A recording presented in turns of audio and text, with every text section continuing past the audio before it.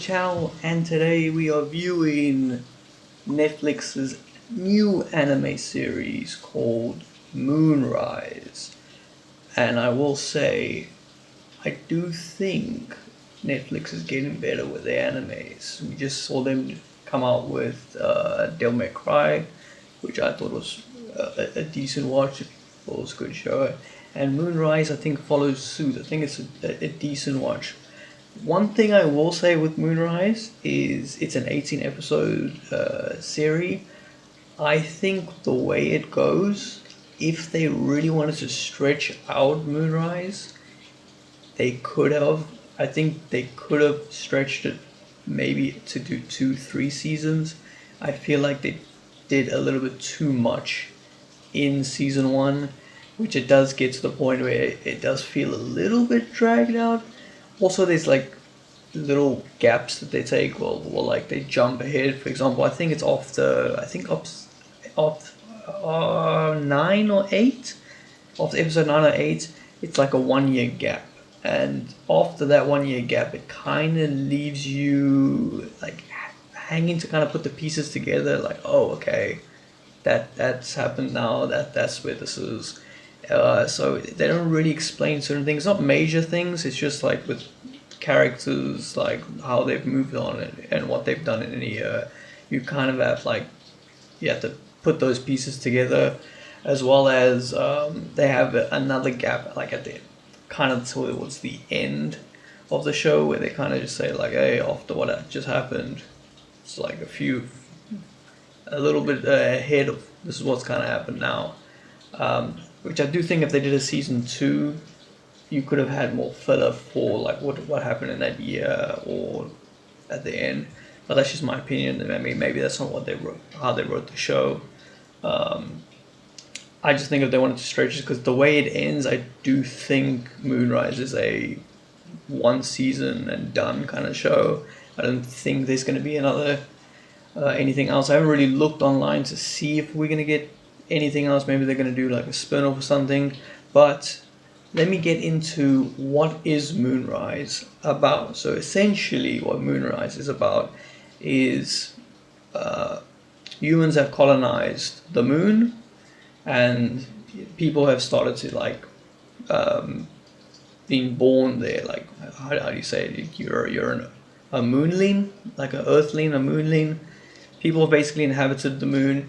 They've grew up on the moon, and essentially happens is there is a like a how do you say it, like a rogue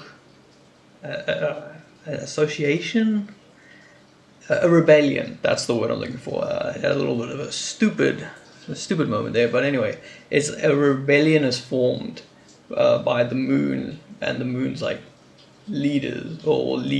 It seems like the moon has a king, and he's had enough of Earth taking advantage of them. Essentially, what's happening is all their major resources Earth is taking for themselves, and not really kind of like helping the moon at all. This kind of just taking everything that's good from the moon and leaving the moon kind of like to dry. And they've had enough. So they have a idea to essentially get back and raise war against Earth. Now what also happens is with the main 2 characters, you find out really early, this king of the moon is also kind of like a scientist kind of thing, or like he has this lab where he's trying to build the future of humanity. So he's got these 2 youngsters or 2 kids essentially, and he's trying to like implement like studies and stuff into them to see if they can breed the next generation of humanity. And what they're using is, you find out later in the show, there's like this alien that was it's like kind of like a mixture of like a squid, kind of like a squid type thing, like an octopus kind of thing, mixed with like a goo. It's like a gooey octopus looking kind of thing. I don't think octopus is maybe the correct thing. Kind of like a stingray, but like gooey form. Maybe like a Pokemon. If you think of Pokemon, maybe like Ditto, kind of like that, but just if Ditto is like flat and it's blue. So they find these. I don't know. There's only a handful of them, and they find them, and they kind of. I think they're taking DNA from them, and they're mixing it with human DNA, and they're like using it on these two. But apparently there's like a bunch of them too, and this is supposed to be like a dangerous alien, which they don't really get to. I don't think they really explain how they find this or get them. They just kind of they're there, and that's what they were using on these two kids. One of the kids is kind of like the backup kid, so he doesn't really get experimented on. But the main one, he's got some sort of ability, but you don't really see too much on it until like certain segments of the show. And essentially when this whole operation, essentially what happens, this operation gets kind of busted. They don't really explain what happens. Something breaks out the lab, gets fucked up, and the two kids escape with like this robot. It's like they're kind of like their pet. And the people that find them is like moonlings. I'm gonna call them moonlings.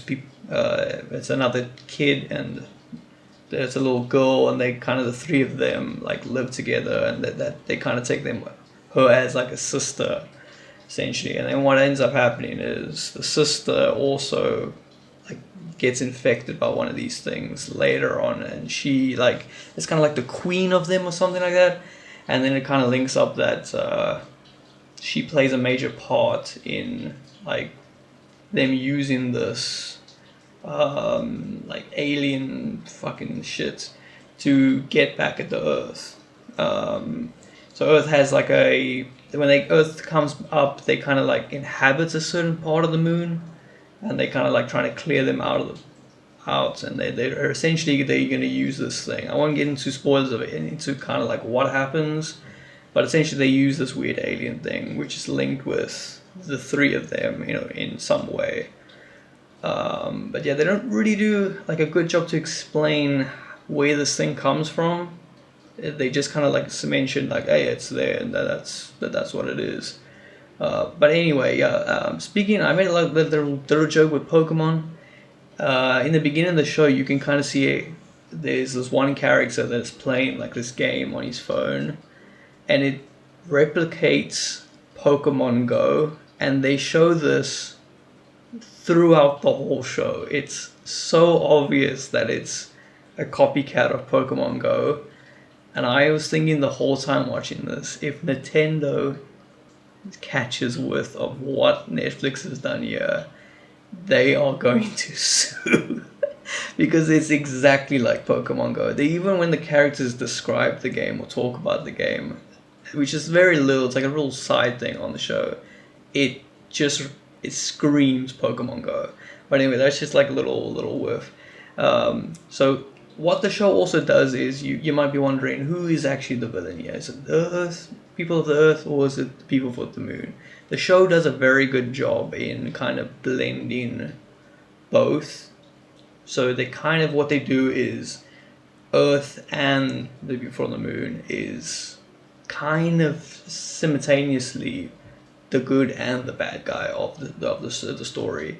It's kind of like the main characters essentially want what's good for everyone, and then the two major factors that come together is kind of what is bad for humanity. Now Earth, which I found when I found this out, was kind of stupid, but Earth, basically their leader is AI. It's an AI intelligence created by this guy who passed away, and he left it to guide Earth in the future. And they are kind of like, there's this council that essentially the AI tells them like, this is the plan for humanity, and then they tell the world's leaders like, hey, this is what's going to go on. So what AI told us to do, we got to go chat GPT. They recommend we do this, and essentially that's kind of what is in charge. And essentially this AI's plan is essentially some humans kind of are the reason why there will be future problems, or like wars and shit. So by taking out them, we could live a peaceful life. And then that's kind of where the rebellion thing comes up, because they kind of like, they don't want they feel like one entity shouldn't have all the power in control of what happens with humanity, especially if it is something that is not human. So that's where the rebellion kind of stand on. They want to fight against that.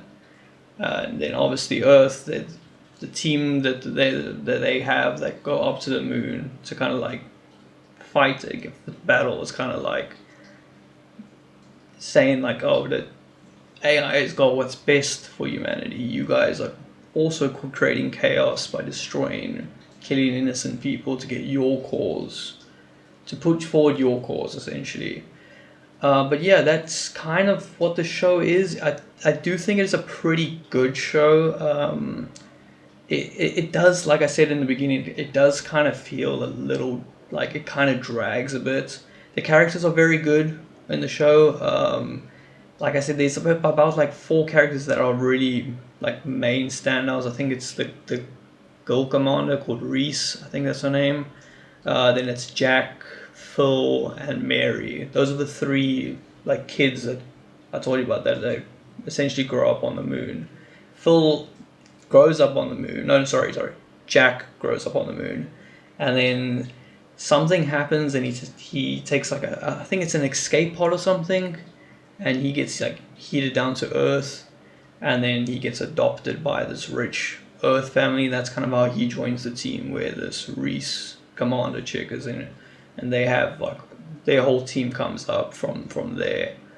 They all know each other from when they're kids, and they join this military organization, and then that's the team that essentially is the main focus of the show. For that kind of like goes up to the moon to investigate what's going on with this rebellion.